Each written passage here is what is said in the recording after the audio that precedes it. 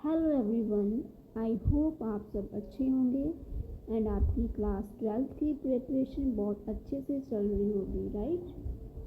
सो आज मैं लेकर आई हूँ आपकी डिमांड पर केमिस्ट्री के most important MCQ chapter number 2।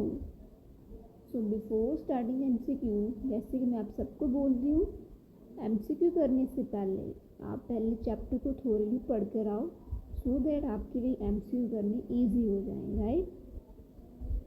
और अगर आप इस चैनल पर नए हो देन मैं आपको बता देना चाहती हूँ, इस चैनल पर आपको important MCQ, important questions, previous year questions, सभी मटेरियल मिल जाएगा। चैनल को सब्सक्राइब कर लें एंड यस, बेल नोटिफिकेशन ज़रूर प्रेस कर लें।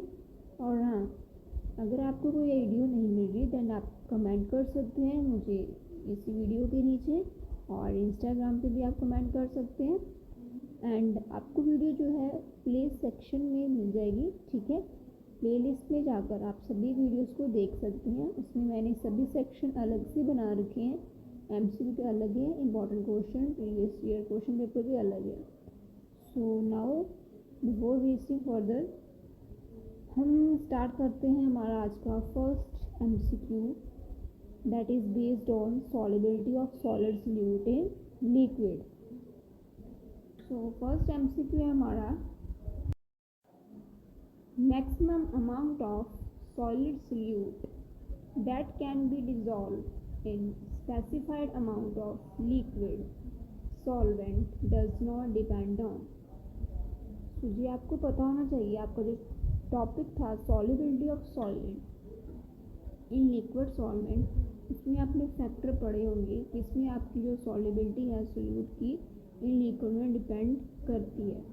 बट इस एमसीक्यू में हमें ये बताना है कि इस पर डिपेंड नहीं करती। सो आपको 4 फैक्टर दे रखे हैं नीचे, that is pressure, temperature, nature of solute, nature of solvent. तो इसमें देखो बच्चों, जो प्रेशर फैक्टर हमारा, प्रेशर फैक्टर पे हमारी जो सॉलिबिलिटी ऑफ सॉलिड है वो नहीं डिपेंड करती इन केस ऑफ लिक्विड, ठीक है। So the right answer is pressure. Second MCQ is which one is correct.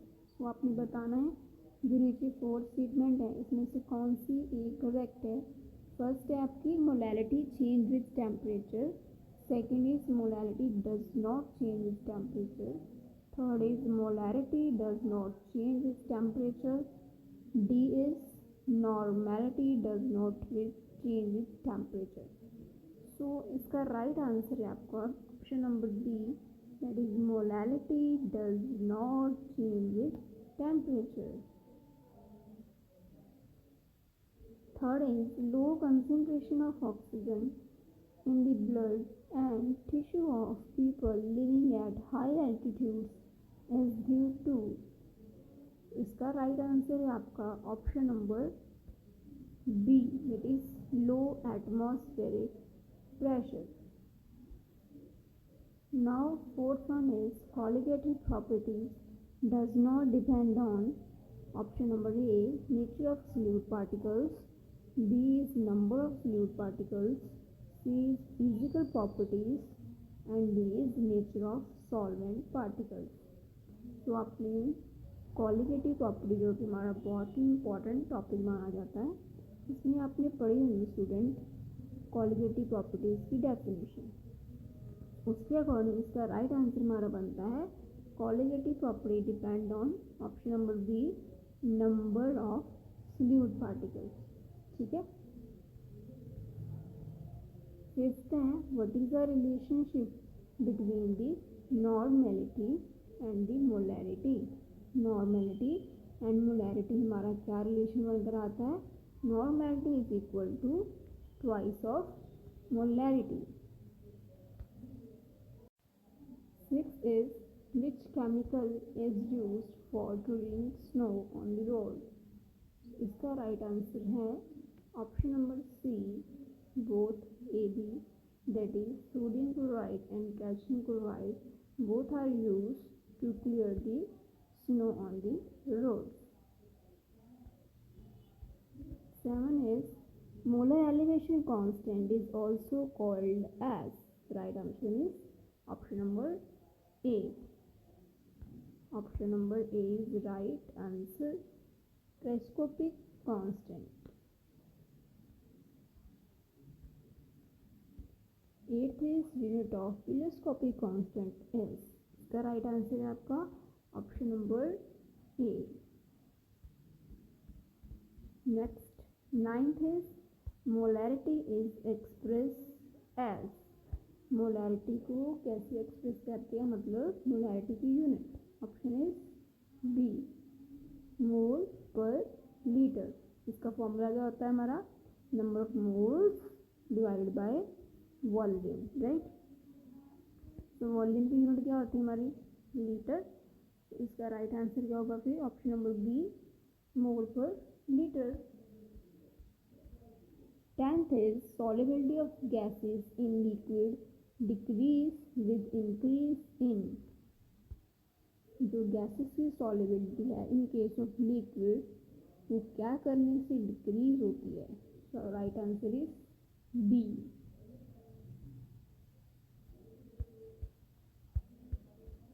Eleventh है value of Henry constant. Henry constant की वैल्यू इंक्रीज होती है with increase in temperature, decrease होती है with increase in temperature, और remain constant, or first increase then decrease. So the right answer is option number A. The value of Henry constant increase with increase in temperature. Student, अगर आपने channel subscribe नहीं किया then subscribe it and share to your friends too. So 12th है हमारा which is colligative property.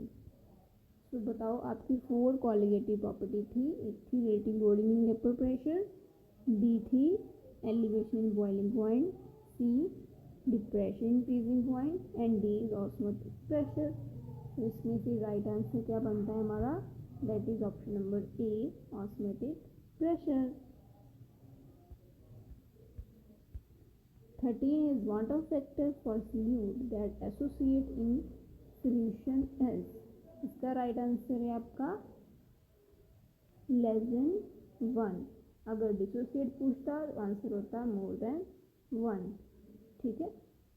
और अगर no association, no dissociation, neither association, no dissociation, then answer is B.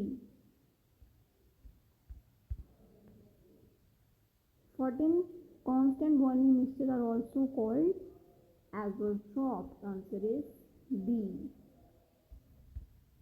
5th is isotonic solution have equal vapor pressure, osmotic pressure, boiling point, freezing point.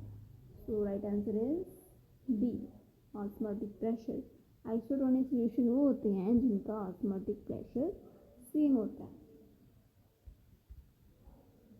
Next is 16. 16 is molality of pure water is. That is very important MCQ. एक numerical है, इसका answer हमारा निकल कर आता है 55.5.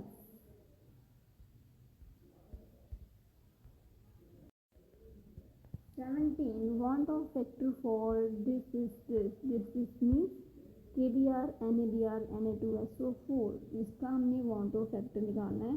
तो want Hoff factor निकालने के लिए हमें इनको डिसोसिएट करके देखना पड़ेगा कि कितने आयंस हमारे बनते हैं.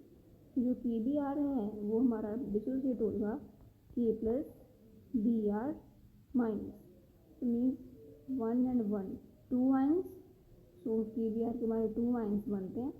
तो इसमें ऑप्शन देखो A B C D में 2 2 A B C में है, ठीक है. इट मीन्स हमारा जो डी ऑप्शन है वो तो आंसर होगा ही नहीं, वो तो एलिमिनेट हो गया. नाउ देखो सेकंड वाले ऑप्शन में भी 2 2 2 2 2 है, ठीक है. इट मीन्स हम अगर सेकंड ऑप्शन को चेक करते हैं तो उसका कोई यूज नहीं रहेगा. हम क्या करते हैं, हमारे लिए सबसे बेस्ट था कि हम डायरेक्ट थर्ड वाली इक्वेशन को चेक करते Na2SO4 को. Na2SO4 में सभी ऑप्शन जो है अलग है. जो हमारी राइट आंसर आएगी वही हमारा आंसर होगा. ये है आपका शॉर्टकट MCQ करने के लिए, ठीक है. जो डिफरेंट ऑप्शन दिखती है उसके ऊपर फोकस करो rather than solving all one। मैंने आपको सॉल्व करके बताया है कि इसको फाइंड आउट कैसे करते हैं, ठीक है। सो अब हम देखते हैं Na2SO4 में कितने आयंस बनते हैं। तो अगर हम Na2SO4 की बात करते हैं तो Na2SO4 में देखो स्टूडेंट, इसको डिसोसिएट करके देखते हैं। Na2 क्या होगा, 2 Na आयंस आएंगे एंड एक SO4 का आयन आएगा, एक SO4 का एंड 2 Na के। तो मीन्स 2 and 1 क्या होगा, 2 + 1 कितने आयंस बनते हैं हमारे, 3। तो 3 जो हमारा है वो ए ऑप्शन में है, दैट मीन्स राइट आंसर हमारा है A. I hope you got it. 18th, which of following aqueous solution have highest boiling point। Similar way में इसमें आपको आयंस कैलकुलेट करने हैं, जिसके मैक्सिमम आयन आएंगे उसी का बॉइलिंग पॉइंट ज़्यादा होगा। चलो देखते हैं। फर्स्ट ऑफ ऑल है हमारा NaOH। NaOH में एक आयन Na का, एक आयन OH का, मीन्स 2 आयन। बी में Na2SO4, Na के 2 आयन, SO4 के 1, 2 + 1 कितना होगा, 3, ठीक है। सी में है NH4 एंड NO3, इसमें बनते हैं हमारे 2 आयन। नेक्स्ट वाले में KNO3 में हमारे 2 आयन, मीन्स राइट ऑप्शन क्या होगा हमारा, option number D, that is Na2SO4 has maximum boiling point. तो वो देखिए स्टूडेंट आपके चैप्टर नंबर 2 के मोस्ट इम्पॉर्टेंट MCQ। तो ऐसे MCQ आपने पढ़कर जाए हैं जो आपको एग्जामिनेशन में ज़रूर हेल्पफुल रहेंगे। सो अगर आपको मेरी वीडियो अच्छी लगी हो then do like and subscribe and share the channel. तो मिलते हैं हम नेक्स्ट वीडियो में। Take care, bye bye.